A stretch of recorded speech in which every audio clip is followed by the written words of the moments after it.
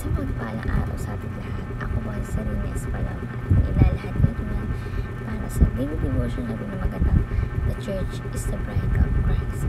So, yung scripture natin ngayon is Revelation chapter 21 verse 2, and sinasabi na, I saw the holy city, the new Jerusalem, coming down out of heaven from God, prepared as a bride, beautiful dress for her husband.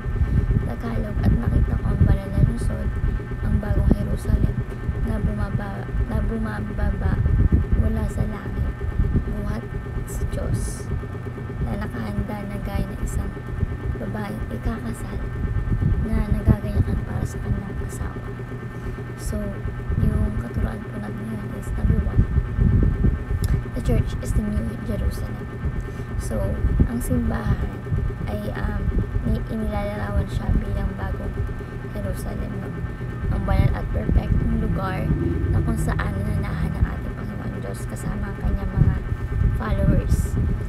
Ito ang katuparan ng kanyang plano para sa kaligtasan. So, the church is the new Jerusalem.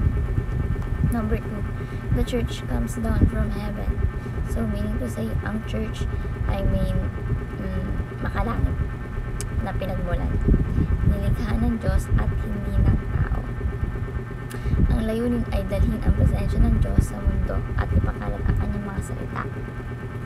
So, the church comes down from heaven. And last is, the church is the bride of Christ.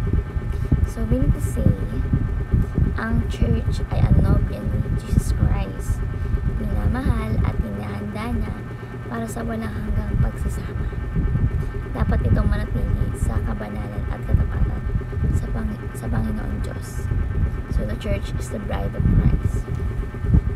So, bilang katuruan, number 1, believe in Christ, the Savior of the church.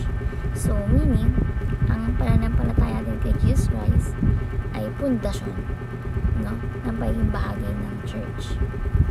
Siya ang nagligtas sa simbahan at nagbibigay ng buhay na walang hanggan. So, example na natin